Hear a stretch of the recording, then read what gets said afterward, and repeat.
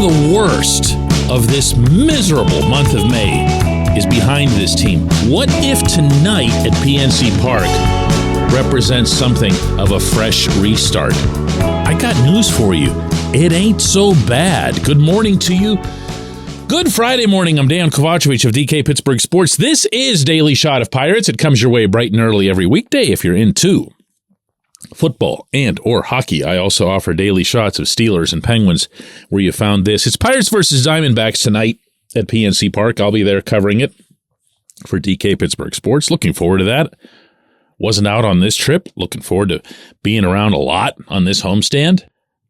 More than anything, looking forward to getting back to covering something that feels relevant, you know? The Pirates were bound always for a comeuppance. I actually used that very term through the highest of highs in April. At 20-8, I said this team is going to come down. So there's not the cynics and the skeptics keep wagging a finger. I told you so. I told you. Everybody knew they were going to come down. Nobody predicted anything bold here. But what no one could have foreseen, even the most negative of cynics and skeptics, was that this would have unfolded. This historic, going back 115 years, offensive slump, collapse, really. But here's the funny thing. That also, the offensive collapse, isn't sustainable. The individual numbers within the offensive collapse, for some of these players, not all, aren't sustainable. They were gonna bounce back. Austin Hedges had 3 hits Wednesday in Detroit, for crying out loud. Baseball finds its water, and water finds its level. That's just how it's been in this sport since the Civil freaking War, and it's not about to change. So as I'm talking to you right now, your favorite team is a game out of first place behind the Brewers. The Brewers have had a May that's been every bit as disastrous as the Pirates has. The Cubs have had a May like that. The Reds really don't matter. The one team, I'm going to keep saying this, that should concern everyone is the one that's in dead last, and that's the Cardinals. They're playing much better ball of late. They won again last night over the Dodgers. They're now 9-2 in their last 11. Oh, and also one other thing. They're the Cardinals. But the Pirates are ahead of the Cardinals. Something they haven't finished, by the way, since 1997. Did you know that? Cardinals have finished ahead of the Pirates in the standings every single year after 1997. One of the best hidden stats in all of professional sports. But this can be starting over. This can be a chance for Brian Reynolds to hit a home run, his first since April 7. This can be a chance for all of Brian Hayes' solid contact to result in solid production. This can be a chance for Jack Sawinski to play baseball at PNC Park. We all know how that goes for Jack.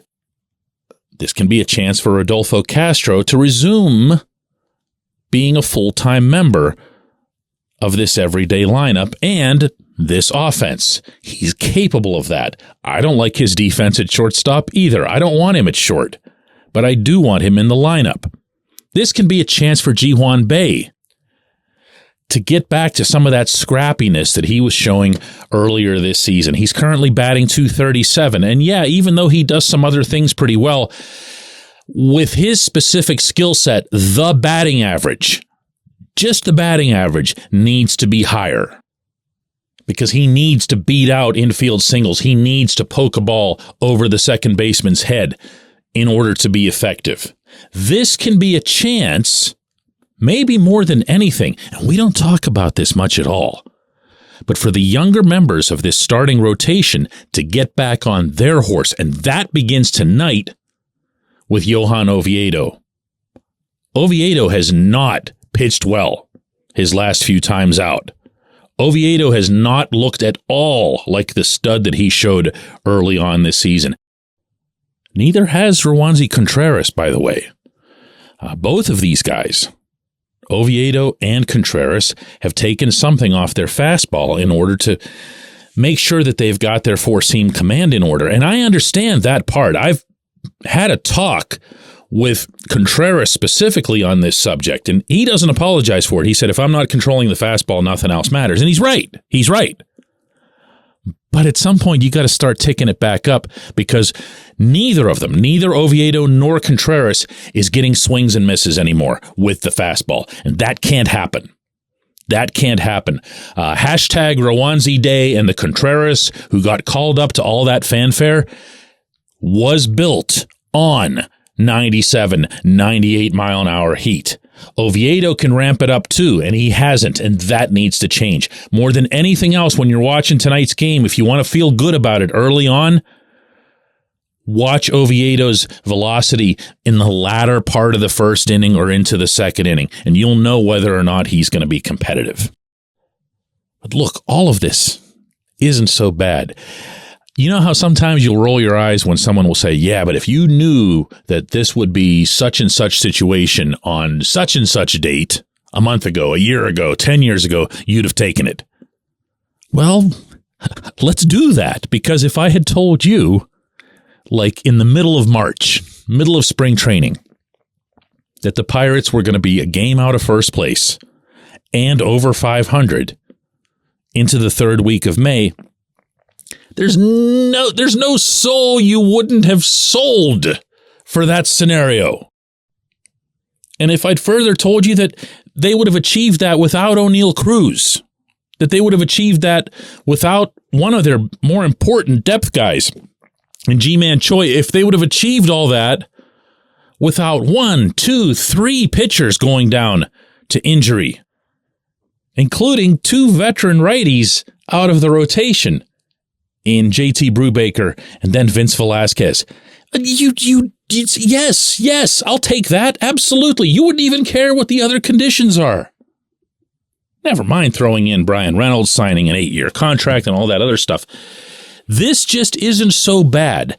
This can be restarted. And maybe tonight, the nice Friday night crowd and all that other fun stuff at home, the bats being overdue, Oviedo being overdue, maybe this weekend will be it. When we come back, J1Q.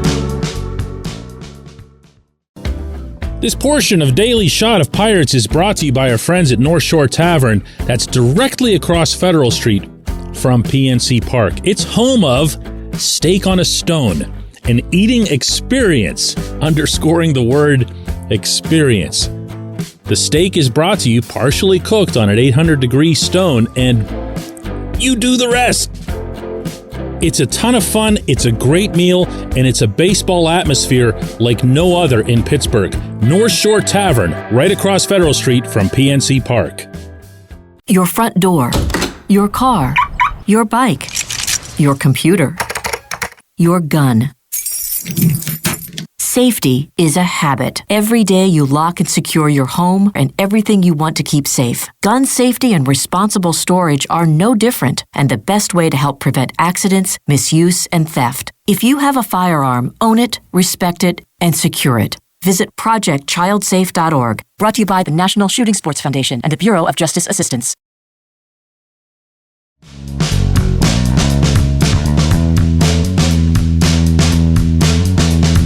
Today's J1Q comes from Steve, who says, last place before the break. Let's get her done, buccos. But hey, how about that new scoreboard, right? Steve, I've got a phone number for you, my man. It's 412-333-RANDOM TALK SHOW. They'll love this stuff. This is what they eat up. The reason they eat it up, Steve, is because almost without exception, a talk show host, radio talk show host, that's their living. That's what they do. They don't actually cover the teams. They aren't reporters. They aren't around the manager, the players, the GM, the people who actually make the stuff go. They don't have background information and they don't get extra insight. Also, they conduct themselves as if they are pandering to the lowest common denominator of fandom.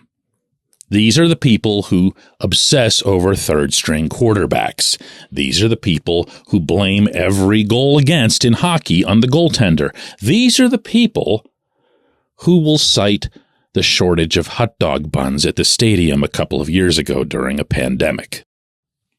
If that's what you want, Stephen, I'm happy to have you as a listener. If that's what you want, this is not the show for you, okay?